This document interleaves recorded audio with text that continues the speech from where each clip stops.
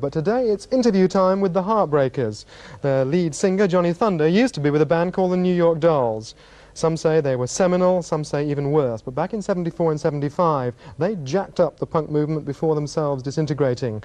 With Waldo Lure of the Heartbreakers, this is Johnny.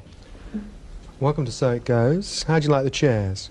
Very comfortable. Comfortable. Do you mind if I first talk about a little bit about the past, about the Dolls, which you were in, Johnny? You were, however, when you were in the Dolls, managed by Malcolm McLaren, who now is known to manage the Sex Pistols. And I've longed to ask someone what's it like to be managed by Malcolm. Well, Malcolm, he's a really cool guy. He learned everything he knew from us, from the New York Dolls, and just commercialized it. He's a genius. What did you learn from him? What did I learn from him? What did you learn from him? The hard question. Come on. I learned what it was like to be a nice gay individual. Do you miss not looking like a lesbian? Looking like a lesbian? Who said I look like a lesbian? You used to look like a lesbian, I promise you. I've seen your pictures. My mother never thought that. He's queer. All right, but listen, let's get on to the fact that you played high-energy music. I mean, we mentioned that you kept that alive. New York Dolls, one of the people. Where did you get that high-energy idea from? Guys like Iggy Pop, MC5, Eddie Cochran, Gene Vincent, Shangri-La. You've got a long list of influences. Let's go over and ask Walter. What about you? Where did you get it from? Yeah, from the same thing, sort of, in the 60s and the 50s. You go back to the 50s? Well, yeah, I heard records when I was a little kid and stuff like that, and they stuck in my mind. Fats Domino. In England, bands like this are meant to be young. I take it, Walter, you're not that young. I'm really very young, actually, but... young at heart.